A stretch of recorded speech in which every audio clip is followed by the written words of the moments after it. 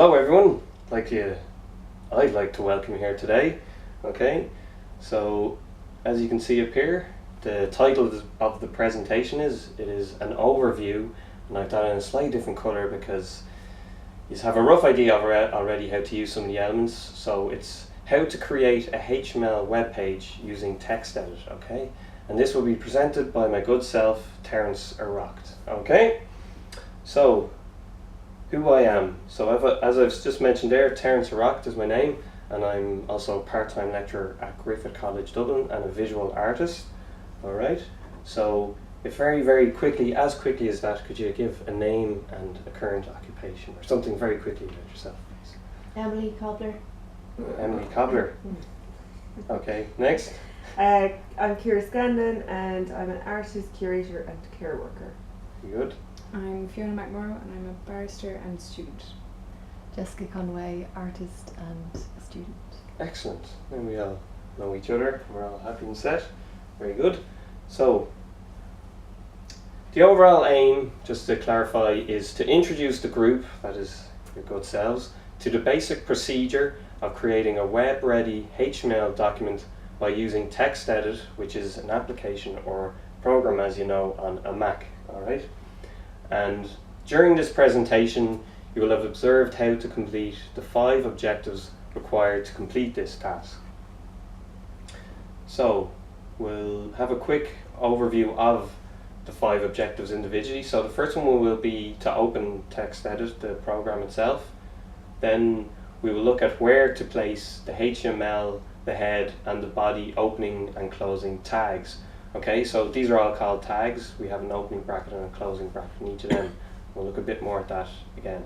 Okay, so we'll look at saving the file, then we'll insert some content into the body, all right, and then we'll open that in your that document in a browser to preview how it would look online, all right?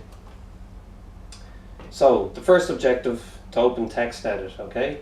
So in the search icon, which will be the top right, we'll enter TextEdit. So as like any other program, we can go up to the top right, as you see here, and we'll just select TextEdit to open a new page, okay? So I'll open that up and start writing TextEdit, and it pops up, and we press enter, and there we go, okay? So we have a TextEdit empty untitled document here open, all right? So that's the first objective. Then the next one is to look at the HTML structure itself, okay? So basically we're going to look at this in terms of being a sandwich, okay? So we've got some nice bread at the top and the bottom. We've got some lettuce and tomato at the top, and we'll say, I don't know if there's some vegetarians there, but we'll call it the meat in the middle, the body, okay? So the bread, so we'll begin with the HTML file with the tag. So it's HTML in open and closing brackets, and close it with the same, but there's always the slash before it, okay? So that's how you open a tag and close it, and you'll do that like there, HTML, open and close. Then we've got the tomato and the lettuce, so this will be the head.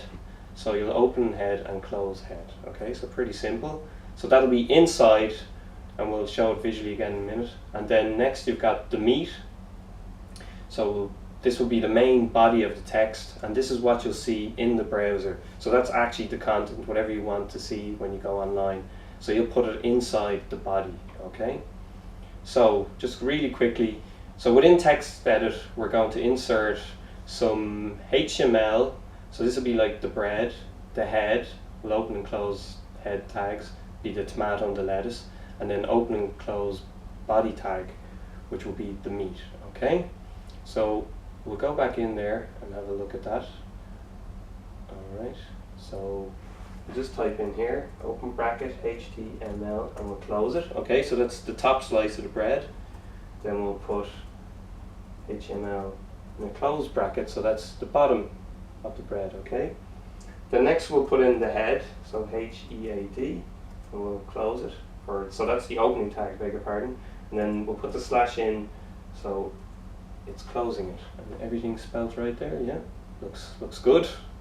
Okay, so next we'll put in the body, so BODY and brackets, and we'll just go down a few lines, okay, and close body. All right. Okay, so there you go. You have as you can see there, you have the top and the bottom, the HTML. So it's all, we're after creating a HTML document, so everything else is in that. The heading is kind of additional information, but you just need to include it, but we won't be going over that today. So you just need to stay concerned with the body, okay? So whatever you put in this is what you're going to see in the browser itself. So the bread, top, bottom, lettuce, tomato, and the meat in the body, okay? So we'll go back here to the slide.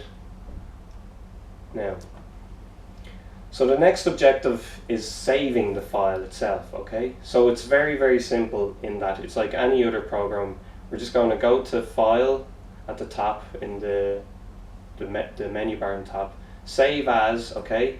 And then in the drop-down menu, the one thing you have to be careful of is we're going to select, as you can see here, the Unicode UTF-8 as a format to save it in. That's basically just to tell the browser how to read it. It's a specific code, okay? We won't worry too much about it. Just know that you have to do that for today, okay? And we're going to label this index.html because this is generally the generic name for a home page on a website, and we'll start with there. And we simply select save, okay? So we'll do that now. So we go back to text edit, okay? So we go up, and here's the menu because we have text edit open. We go into File, and we'll go to Save, okay?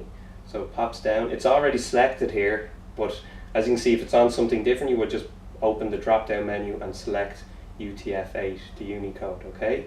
So, and then as I said, we're going to save it as index.html, okay?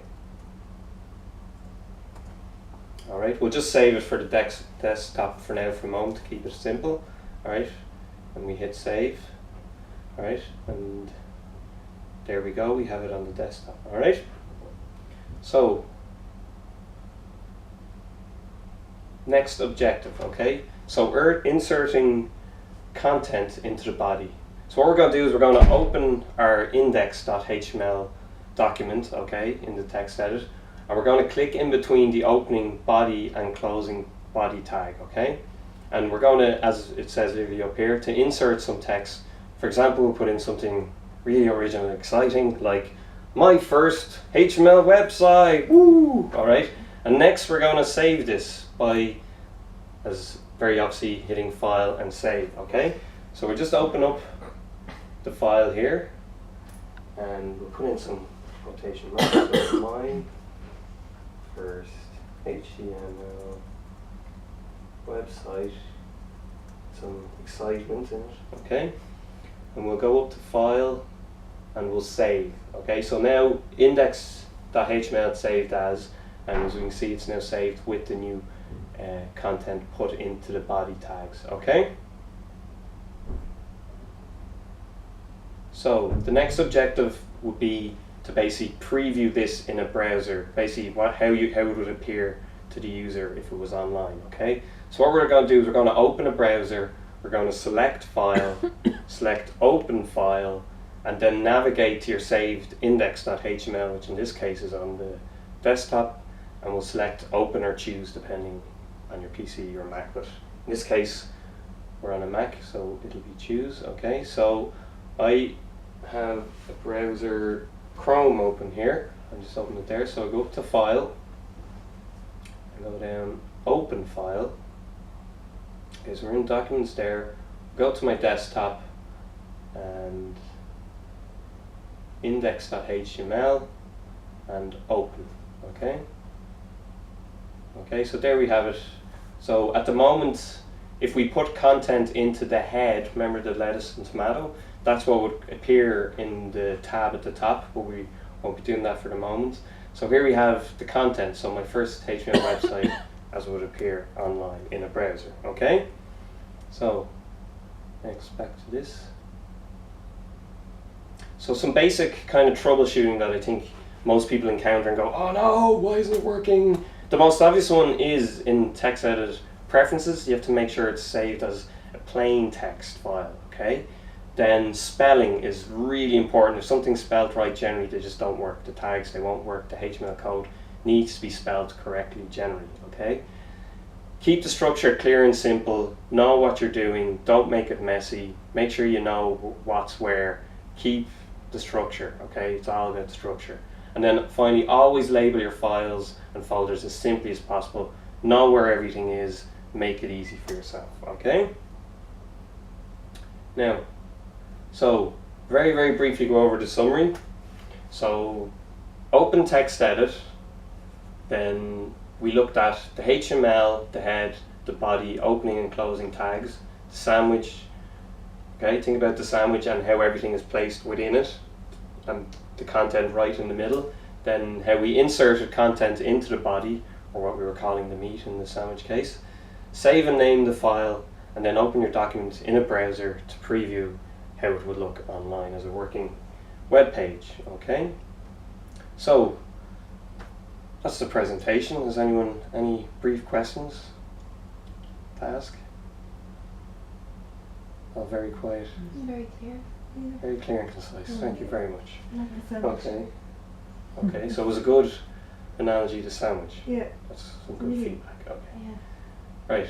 So, thank you very much for coming this evening. Thank you. I hope you now know how to make a HTML web page.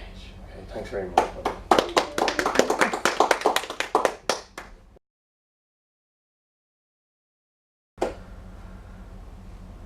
Yes, so welcome everyone, thanks for coming today. I think you know each other, most of you do. So today we're going to look at a presentation entitled Understanding and Creating the Color Wheel. Okay, again, understanding created is in we're going to do some actual creating yourselves, but don't get too caught up in it being a masterpiece or anything. It's more about doing it, understanding it, getting it done. And then when you go home, you can spend a lot more time on it if you wish in the future. Okay? Now, so the overall aim for your good selves is for me to introduce you to the basic elements and construction of a color wheel using paint. Okay? So this will include a time challenge, alright? And I'll be given a very quick example. Hopefully I can do it within the given time. And then also you yourselves will have a go at beating the time challenge, okay? Now, where are we at? So, let's have a quick look at what we'll be covering this evening, alright? So the first off, we're going to have a general look at all the colour wheel itself, how it's made, and then we're going to look at basic colour mixing, how to mix basic colours, okay? Then we're going to do some expanded colour mixing, we'll go into it more as it goes on, and a bit extra information that we won't actually be incorporating into the practical side of it today, but just again, so you know there's more to it, you can go off yourself more time. So we'll have a demonstration of the time challenge, and then you'll do it again yourselves.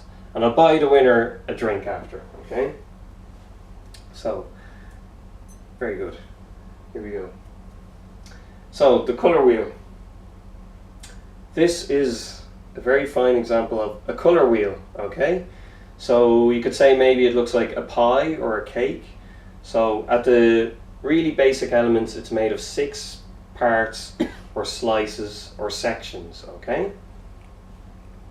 So the main elements of it are called primary colours.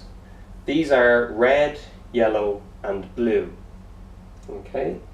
So here's an example of how you may place them. Now they don't have to be in this sequence, but be careful and always remember when you're starting off you need a space in between each primary colour, okay? And we'll explain that in a moment. So we have the 3 primary colours and a space between, and the 3 being blue, yellow and red. So some basic colour mixing, alright? So when we mix 2 primary colours, and we've looked at them, red, yellow and anyone guess? Blue. Very good, blue. We mix them together, we get what's called a secondary colour. Now, so secondary colours. The first example would be purple, alright? Now to get that we mix the 2 primary colours, red and blue. This gives the secondary colour purple. The next secondary colour is orange. And to get this, we'd mix the 2 primary colours, yellow and red. oh, sorry, orange. Yeah, no, I said that. That's correct.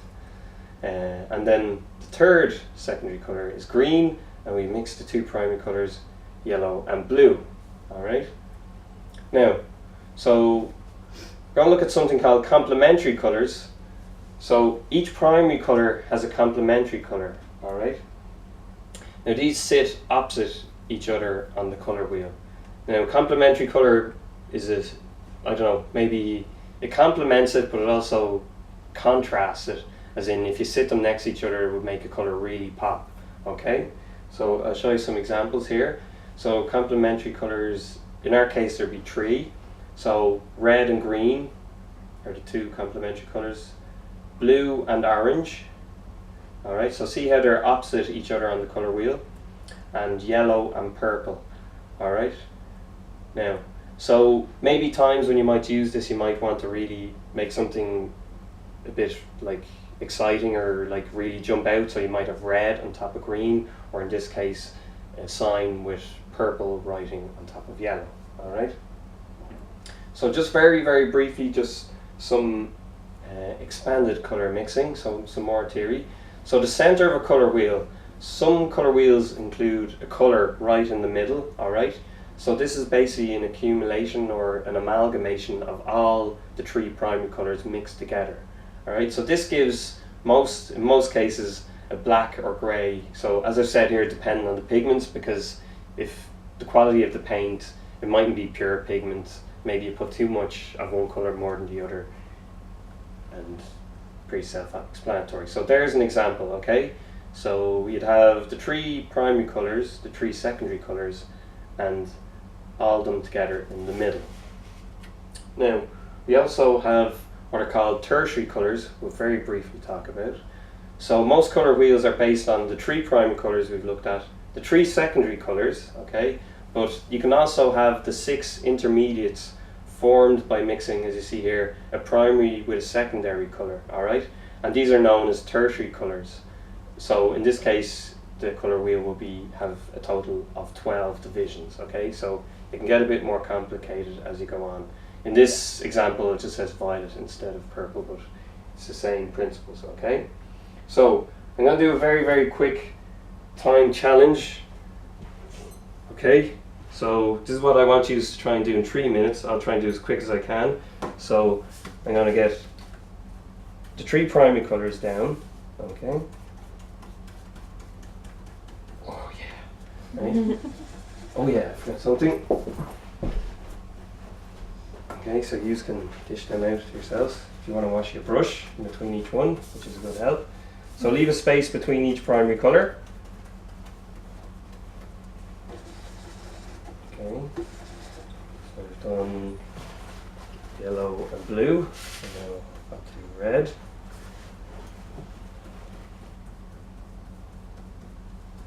Okay, so next I'll try and get orange. Oh, I put it in the wrong place. I wouldn't be getting the drink.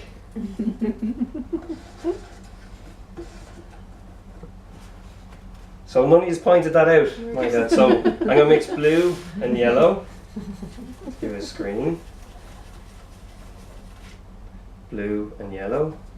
Kind of a lovely orange green, but no, it's because there's yellow in it, and it's lovely. Actually, beautiful green. Okay. Next we have quick. Which do we have? Red and Blue. purple. Yeah, exactly. Okay. So we have purple. Okay, very good. And let's see what happens. We mix all 3 together.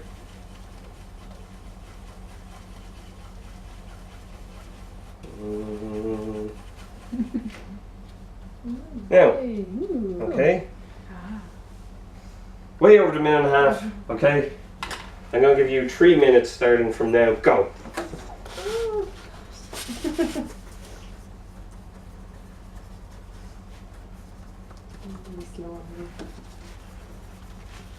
Remember, don't be too particular. It looks like some people are being too particular. Remember what I said about doing it better at home or something if you want? Does anyone want a bigger brush? Slide. No. Okay. Well,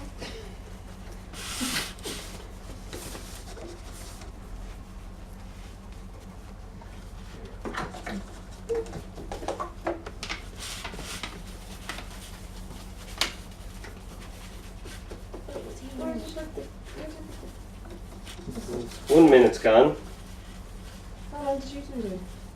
I did it 1 minute 30. less than a minute and a half. Yeah. Where's that? Purple? Where does purple go? I think that's a raw. Okay. What does red and yellow make?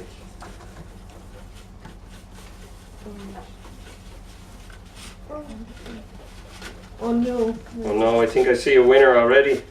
Potentially. Oh, there's a tight. It's a tight draw. Done. No.